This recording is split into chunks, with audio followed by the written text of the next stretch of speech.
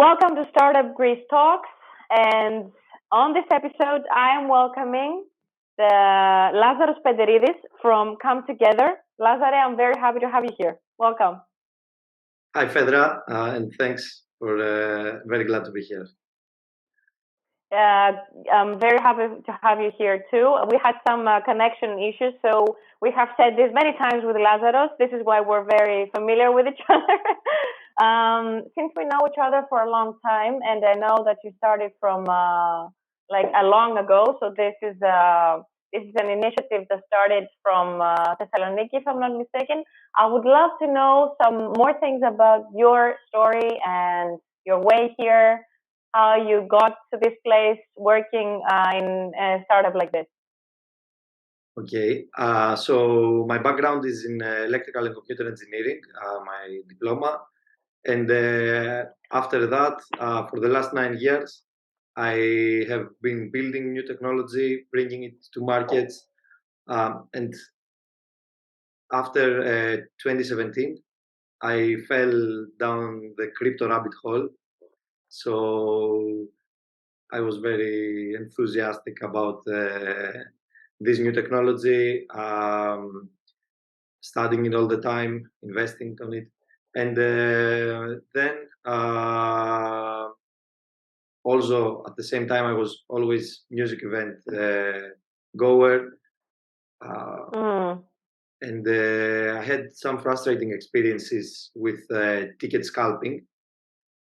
So one of those, for example, was back when I was a student. I wanted to go to Tomorrowland for 2 consecutive years, sitting in front of the computer to be there when the resale goes live, the pre-sale goes live, and still not managing to get a ticket because ticket scalpers using ticket bots were purchasing all the tickets, only of course to resell them later triple the price on secondary markets like Viagogo. These are black market, online black markets essentially. So I take this problem personally, and every solution comes from every solution comes from a personal problem that we want to solve badly. Yeah, that helps a lot, gives a lot of motivation for sure. Because back then, as a student, what did you think about it? Back then, as a student with a limited budget, I couldn't afford then to buy the ticket, so I ended up missing this festival that I wanted to go. And then the good aha moment was when I saw that blockchain technology and this problem of tickets helps solve this problem of ticket scalping essentially. So I wanted to do something with it and started to ComeTogether in 2018. 2018, that was the question. When was this thing initiated, and where from? Which were the first steps for your startup? So how did you start? Did you have a team? Did you meet your team? How was it? So I had 3 other co-founders. So Stavros, Nikos, and Stathis. So they were students back then, Stavros and Nikos, in electrical and computer engineering. And with Nikos, we had a kind of, as friends, we were hanging out. He was younger from my hometown, so we were discussing about the school and technology in general. They were also deeply into blockchain. So that was what united us, the blockchain part. And I told them I would like to do that, and they were like, let's do it. Even as students, they with limited, knowledge of how resources. to build a product, and resources and knowledge, of course. But they were learning as like crazy, like in a few months learning React, doing stuff. So we all did the initial. We launched an initial product, then we pivoted after that to just ticketing, because in the beginning we wanted to include many more things. We realized that's not very realistic, and not in the beginning, not talking too much to our target market. Then we learned that lesson also the hard way, that you need a lot of feedback from customers, and to iterate, get something leaned out. So we ended up putting our product out, NFT ticketing, on October 2019, and yeah, but then it was like 5 months that this market was on, and we started improving the product. In the beginning, it was very maybe buggy and not so good, but then improving the product, and by the end, until COVID hit, we were on track. We had pretty some growth, and we had some part of a good product. And I wanted to. I'm sorry for interrupting you. I wanted to bring this up. You started working with blockchain and NFTs long before it was even popular in Greece. So this is something very fascinating for me, because I remember that you started around 17, 18. It was in the ideation period, let's say.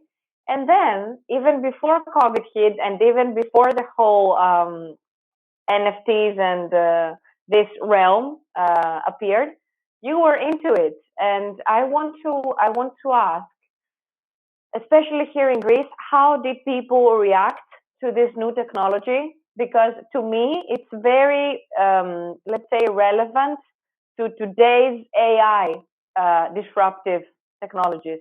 So it reminds me of the stage where people could not understand what blockchain is. People do not understand what blockchain is today, even. And I want to understand, how did you manage to bring these products out there and showing people that it makes sense, even though they were not ready for it? And before you do that, also, can you please help the audience understand in one line or two lines what exactly is ComeTogether doing nowadays, and what's the problem, the big problem that it solves? Because I would love to hear it like in a short form for our audience. Sure. So NFTs back in 2017 weren't even not in Greece. They weren't a thing anywhere in the world. So I don't think even it was just about the time that the ERC 720 standard came up. So yeah, we were really early on the NFT side. We never imagined what would happen, the craze that would follow in 2021, to be honest, even in wildest dreams. But the thing is that we always knew that they have some kind, that they could, the tickets that we were building, we used the technology to build this control of the secondary market thing only. So that was our focus. We kind of had this, we knew that also as collectibles, they could be used as digital collectibles, but that seemed very futuristic back then. Like, we said that it's like very far ahead on our roadmap, but it ended up coming up in 2021 much earlier than we thought, and many people recognizing the value that the NFTs can have as collectibles, as one of a kind things that exist natively in the digital world. And yeah, so on the other hand, about the second question about the problem that we're solving, it's essentially, we started with the secondary market to improve, to make it controllable, to make it a white market versus black market, unlock extra revenue for the organizers from this market. It's now something that they don't have access to. Make, of course, the fun experience much better. They don't fall victims of fraud and scalping. That's one pillar. But we see ourselves as a ticketing who essentially cares and improves. Like not, it's not just not like doesn't leave value on the table for both the fans and for the event organizers. Um, so in that regard, we essentially have a full ticketing solution from A to Z, like a traditional ticketing, but with three pillars of innovation slash additional sources of income. So these three pillars, That's the first great. one is the secondary market that I already mentioned. The second one is the digital collectibles part. So, people were always going to events, they were collecting the ticket. The tickets used to be awesome, had some kind of art on them. Now in the digital world, they are just boring PDFs. It shouldn't be like that. Of course, they should be even more interesting in the digital world. So you can put yeah, you can put forms of content like videos, highlights from the event, like in NBA Top Shot style. NBA Top Shot sold 500 million in just selling highlights from the NBA in 6 months. So yeah, imagine you go to the final of the World Cup and Messi scores these crazy goals. And you're also taking the customer experience and the customer journey in a different level. Exactly. It's much more engaging for the fans. They have something to remember, and even they can even monetize the fact that they were in some very. It's like a proof. It acts as a proof of attendance, and it's an awesome digital collectible that they can show off. They can resell maybe later when and they can have a sentimental value for them as well. So that's and for the organizer's perspective, they unlock new revenue because the organizer can even put some sponsors on these digital collectibles, so monetize them through sponsorship, or they can upsell them, like have some extra cost for the digital collectibles. And the third pillar of innovation, let's say, is the fact that we introducing multiple utilities into one ticket, NFT, essentially. So ticketing is one utility, is our main flagship utility going into the event. But then why not add there more things? Like you can add drinks and food from the bar. You can add merchandise. You can go to the boutique. They can scan your QR code with the same validation process. You get the merchandise that you pre-bought. You can unlock a meet and greet, access to exclusive locations in the event, and even digital kind of let's say utilities. Like for example, we did with Hawk, we did music NFT, one of his songs. So people had access to an exclusive to a song that wasn't released anywhere else. So gated content kind of thing. Great. And then on top of that, they had access to a community on Discord that was exclusive, that only the owners of this NFT. So exclusive content and exclusive deals for the people that use the service, which I find very, very bright from your side. And I understand that the way that you generate revenues, it should be pretty easy, to be honest. It's pretty straightforward, but could you please help me understand even more? Sure. We add the service fee to each ticket or collectible or NFT in general sale that we do. There is, on top of that, there is a service fee that is for ComeTogether. Yeah. So it's straightforward, as you said. Yeah. So let's say, for example, that I want to go to this. I'm not an event person, by the way. You should help me know more about this industry. But let's say I want to go to a big event, or for example, there was a big event in September here in Greece, right? So how would I use your service if I wanted to go to? I think it was Reworks Festival or something. How could I use your service? What would I do? Yeah. Reworks is actually our biggest success story to date on the commercial side. So we had exclusive partnership with this event. They sold more than 20,000 tickets through ComeTogether, and also did some resales. So because the 5 out of 6 dates were sold out, and then we opened the resales, and people were really thankful about that, because there was some extra demand and supply, and we matched this extra demand and supply. We have people, so you buy your ticket, and then on top of that, what you cannot find in the traditional service and our differentiation is that you can put it for resale after the event is over. There is, from this resale, there can be set some pricing ranges that you are allowed. So we don't, these ways in order to protect from ticket scalping, essentially, people selling in crazy prices. And at the same time, the organizer can choose to also get some commission out of this. So and that the biggest scale that this has happened so far, like we're talking about hundreds of resales, was in Reworks Festival. So yeah, it's essentially all the process. It's nothing different essentially from for you, the ticket buyer, let's say. It's nothing different. Traditional ticketing, yeah. Traditional ticket service. You don't have to know anything about NFTs. And because actually you asked me about that before, how did people were reacting to that technology?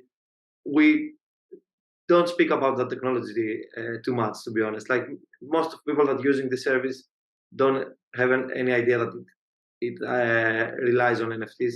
NFTs is just a technology. I don't think it should be used. We are all our messaging communicates the value that we bring, to the event organizers, and the value that we bring to the fans. Yeah. The fact that we do it through NFT, who cares? You know, it's just So it could be used as a marketing procedure back then, when NFTs were extremely like it was a new thing and everyone was trying to understand what it is.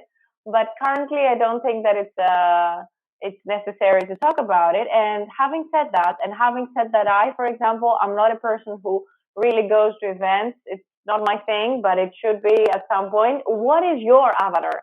Which are the people who you are referring to? I understand that there's a specific age, let's say. There are some age lines that you're working in, but I don't think it's necessary strict lines. I believe your avatar is people who like to have fun and have an easy way to buy their tickets and have a beautiful customer journey, customized on their needs with extra things here and there. So maybe you should tell me more instead of me just mumbling. So yeah, the thing is that the age limit, forget about that. Everybody, except very old people, let's say, everybody goes to some kind of events. We've done some concerts that are traditional music even, so older people are more interested. Usually, also young people are interested in those. So also some so music, we are in the music event industry so far. Now entering the sports, we actually just closed our first sports deal in November. So and we'll launch something on March with that. So yeah, the thing is that looking forward to it. The thing is that I think this addresses all kinds of people and ages and types. But our target customer, essentially, our model is B2B. So the event goers are not directly our customer clients, let's say. They are the customers of our clients. So we are our target clients are the event organizers, the sports clubs, the theaters, this kind of people that are selling the tickets. Essentially, makes perfect sense. Yeah, we provide the service for them to sell the tickets, and the ideal persona for that is sold out events, because in the sold out events there is a secondary market currently, but it's a black market with all the negatives that this entails. So that's where there is huge extra value for the organizers Of course.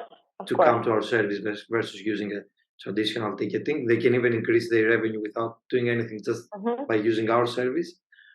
And yeah, also anything that it's very, let's say,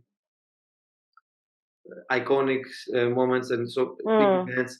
So you want to collect it. So the collectability part, the NFT collectibles part, brings a lot of value there. Also makes sense, yeah. The other pillar is for everybody. Like everyone wants to upsell stuff, to be able to sell food and drinks from before, to be able to sell some merchandise.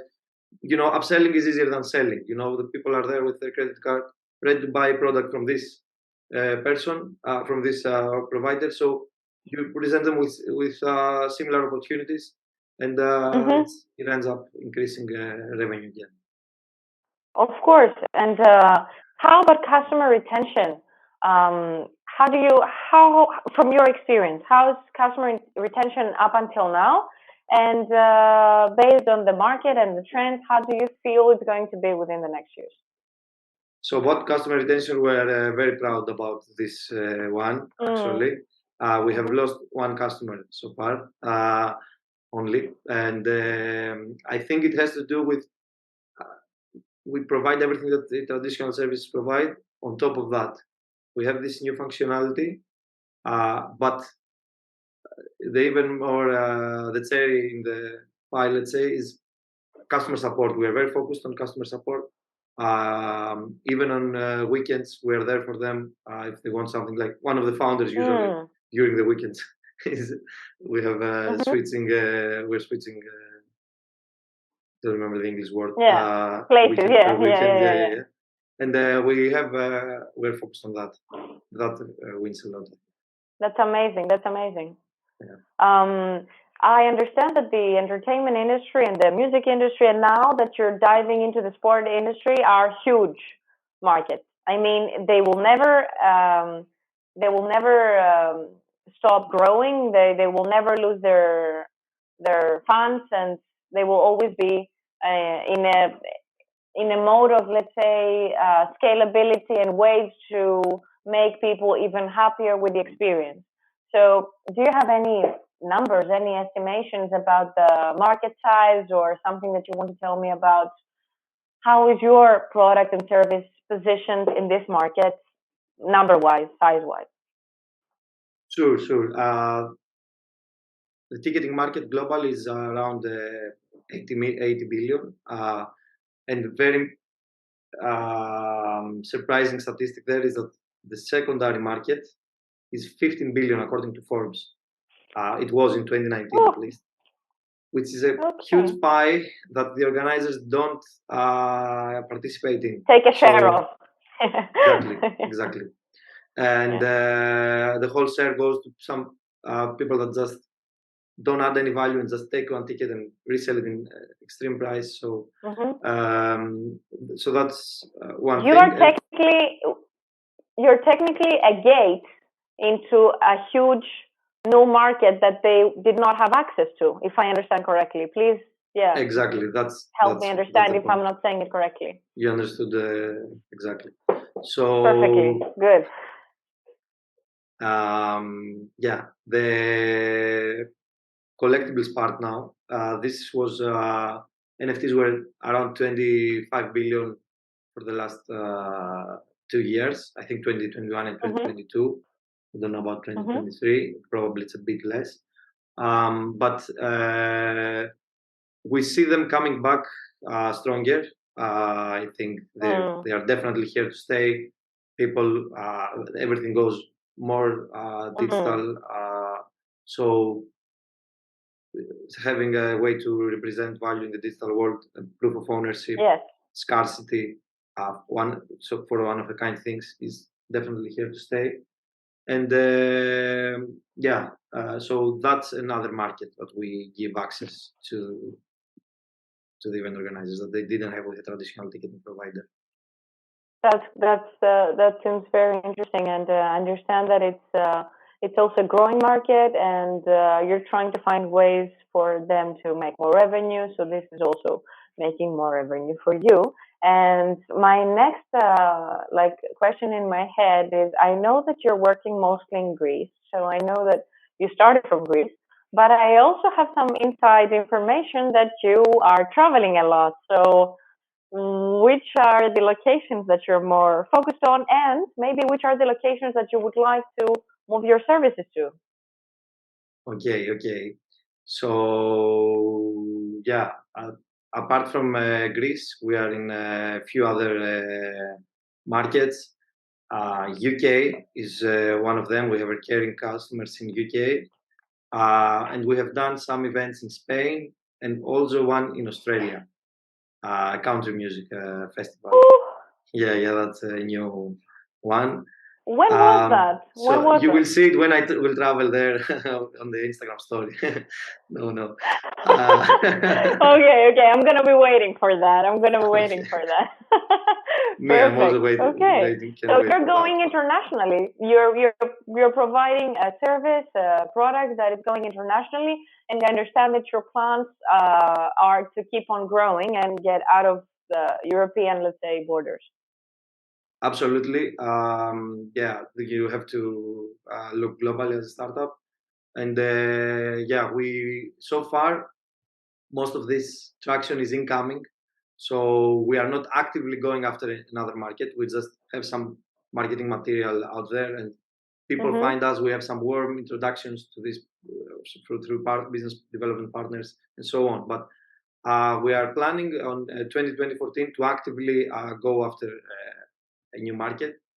That will probably be UK, but we are finalizing that decision soon. And yeah, but so far, to be honest, 95% of the traction is in Greece, and that's where we're actively doing Mhm. business development. Mhm. I also understand that you're helping Greece, the country, to host more events in this manner because you're creating an easier way for them to um, attract revenue from here, and it's a very central part in Europe. And if you keep on building the product even better and better, then maybe more collaborations will happen, and maybe Greece is going to start being a host for this event more frequently, which is a huge thing. It's a huge thing for tourism. It's a huge thing for the local market. And the last question around market, and before our time goes off and we have to start a new meeting, as it seems, I want to understand what's the next 3 to 5 years like in your minds. And I'm talking about the whole team. What do the trends say? Where do you want to go? Yeah, we want to build like the best, hopefully, ticketing platform that provides that doesn't leave value to the table, as I said, and provides the best fun experience. So ticketing will not be just this boring thing; it will be an engaging experience. Are you So pivoting? Are you doing anything different within the next 3 to 5 years, or are you sticking to the basics and just doing it better? no, I think we've found our thing, and now we're doubling Perfect. down on that and executing as fast as possible. So we are kind of hopefully we think that so that we reach the product market fit, and from the way that we have been growing the last 5 quarters, the minimum growth was quarter over quarter was 60%. So it looks like we are on this startup growth track after Great. Perfect. post product market fit. So now we're Mm-hmm. yeah, entering this growth stage and doubling down and executing as fast and as best as possible. Yeah. Mm-hmm. So yeah, It's 3 to 5 years. Mhm. it's Hopefully, very important for the audience to, and those people who are interested in entrepreneurship in general, also for investors listening, to keep in mind that the best practice one can do in your phase when they have figured out their avatar and their product fit is to do what they do better and better and better constantly. This is at some point just doing the thing better is the only thing that makes sense, at least to my view. And I would also like to dive in a bit in the competition. I understand that you also have, as you said, direct and indirect competitors. If I understand correctly, direct competitors are the black markets trying to resell tickets. But what about the indirect competition? What about other people competing in the same market? Sure. Our competition, we consider ticketing companies competition, even traditional ticketing companies. Although traditional ticketing companies could be potential customers, we could switch to a model, and we want to go there eventually, that we are technology providers for these ticketing companies. We provide white label solutions and API solutions where they can integrate and benefit from this new technology that we have, versus just going to its vendor organizer one by one and trying to take the market this way. So, but they are also competition currently, these traditional ticketing providers. And there are also some players that do NFT ticketing abroad, of course, a lot of them actually. So they are all pretty early stages, not that somebody's like too far ahead. There are tickets. So is your advantage experience, or is your advantage something else that I don't know of? What is the advantage that you put in the table? Sure. We think our approach is blockchain approach is the best one for mainstream adoption, because we are kind of a bridge between Web 2 to Web 3. Like the whole experience is a familiar Web 2 experience. You do log in with your email, social logins, so on. You pay with credit card, no crypto NFT stuff involved. And then on top of that, if you want to get involved in that world and transition into the Web3 world, you can connect your crypto wallet and withdraw the NFT there. And then you can take it, because that's when you need the actual advantage of the Web3 is the interoperability. The fact that you can take the NFT from ComeTogether and you can put it for resale on OpenSea, or you can put it on social media, on Discord. Before some time, a year ago, Instagram had NFTs natively. You could put a post on Instagram as an NFT and connect your wallet there, and it would appear with a check mark. They dropped down this feature because they fired a lot of people back then, Facebook, but I'm sure they're gonna bring it back. So we want people to be able to take this NFT from ComeTogether and put it on sale in 10 other marketplaces, take advantage of the interoperability and liquidity that public blockchains offer. But to do that only when they are ready and when they want to bother with it, not to enforce them. It's an optional thing. So that's one thing that we'll differentiate. And the other thing is that we are not just the NFT ticketing. We are just a better ticketing, let's say. So we do all these things together. Like many of our competitors don't do this upselling part that I mentioned, the fact that you can put multiple utilities. So doing all those together, you created generally a better experience. Yeah, that's the point. Wow, I love it. Great.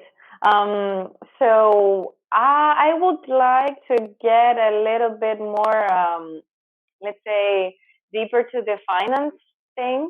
I understand that you're not an early stage, which means that at this stage you have some numbers to share when it comes to your financials. So would you like to share anything with me? Maybe some projections, current state, whatever you feel like. Sure. We have so far we have raised about €1 million from various sources. Like we have a VC, Tax Capital. We have some grants and also some angel investments. And now we're raising a new round of an additional million, 1.1 currently. million. So you're raising now. Yeah, we're in fundraising mode. And the numbers that we have done in terms of revenue, for example, September was our best month. We did more than $500,000 in ticket sales, and we did that meant a net revenue of about 15K. So our net revenue was 15K. But we have this track of record of growing at least 60% each quarter. So that's, yeah, we hope we continue in that pace. Thank you so much for sharing this information. Thank you very much. And what about the next years? How do you see this growing? So yeah, we want to just keep on that pace. In order to do that, we will use the money that we want to raise now to enter the sports industry, actively go after the new market abroad as well, and have a global marketing presence to get even more incoming requests. Yeah, as I said, we raised so far about €1 million. Now we're raising another 1.1 million, and we want to use this money to enter market abroad, to enter international market, the sport market as well, and to have a stronger marketing presence online and in business events and so on, so we can capture some incoming traction. And the thing is that how we see this scale is that's one way to scale in the short to medium term as well, even in the long term, because some sports clubs are huge. And also another way, a bit further down the road, is to become B2B technology providers. B2B technology providers. We actually have already, in that regard, advanced discussions to adopt our technology as white label, with API, things like that, from other ticketing companies. Thank you very much for sharing this. I think this is a very important information considering your strategy, and I understand that it also highlights the return on investment. And so, yeah, you're out there raising for funds. This is something important to state, as we are a pool of, we're an ecosystem that also includes other startups, investors. So it's important to network, come together with other people, and people who want to get to know you can always contact you via LinkedIn or via me. So just, I want the audience to know that you're open to discussing about things and getting information and making connections. This is very important. That's why we're doing this. And I would like to close this call by understanding like a couple of things about the team, which I reckon is an extremely important component of your success. So how many people are currently working in ComeTogether, and what roles do you have? Sure, probably the most important part of the success of ComeTogether. And the team is about 11 people now.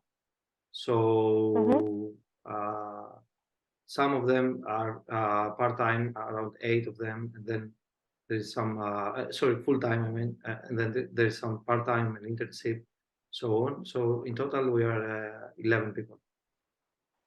And you have grown, guys. I remember when you were 3 to 4 people back then. Yeah. That's great. In our That's garage, amazing. in our garage, to make it sound more dramatic. 3 people in the garage. No. In the garage, yeah. Not that. Perfect. Yeah, not that American. Not that I'm joking. American story. I'm joking. So what is the? I know your experience, but what is the industry relevant experience of the other team members? So I know that you have a salesperson. I know you. What about the other guys? Sure, we have expertise in. First of all, mostly we're technology people. So the founding team essentially were fully technology. We learned the industry part later. It's that's not the recommended way. It's better to have also industry people in the beginning, but it's doable. The opposite is not doable. So if you're a technology person, you can learn in the end. Yes. The sales, the business, and the industry. Correct. But then we included business industry people on the business development side, and we also increased our development team, development and product team, and we have also great marketing. Which is extremely important, especially in your case, working with events and everything. You need to be out there promoting your thing. So this is a great investment, to my perspective. I understand that since we're here and we're talking to people who are in the ecosystem, I think it's very important to also make sure to point out that you will meet people in your team, bright people who can take this even like further than it is currently. So would you be searching for people? What kind of people are you searching for? So if someone wants to get in touch with me or you for ComeTogether, what should they have? What should they bring to the table? Let's say. Sure. With the new round, when it hopefully closes, we will be in hiring mode again. We're planning to open around 7-8 new positions. And when would that be? If I may, when would that be? Hopefully, during Q1 of 2024, we will be closed with that. Perfect. Next quarter, until March. Next quarter. Yeah, perfect. And the plan is to add people definitely in the product team and the development team, even UX expertise. Yeah, big part is the product, and the other thing is on the business development side, we will also probably need some junior person there. We're thinking, and also then we're looking in the UK for a more senior one to open the market there. And of course, yeah, makes sense. Yeah, you need the locals for the local, yeah. For the local market route, right? But we also look for a person here that can also be on the account manager side. Can be even a more junior person in this position. This is a big opening phase for you guys, and I cannot wait to see what is going to happen with you. So I believe it's going to be an amazing year, as you have settled amazing foundation for your services and your marketing, and I know that you have great sales team there. So the only thing I can say is that I hope and I wish for the best. And I also want to encourage anyone out there listening to us, interested in your service or product, to get in touch with you or your team, or even with me, so that I can introduce you and make the contact, so that you can broaden your network. And is there anything else that you would like to say to anyone listening to us or me? No, just that I really enjoyed this podcast, and thank you for the questions and also the encouraging words in the end. Thank you so much. Thank you so much. I cannot wait to see what's going to be next year. And thank you for sharing. Thank you for being here. It was amazing. Have a beautiful Saturday evening. Lots of love. You too.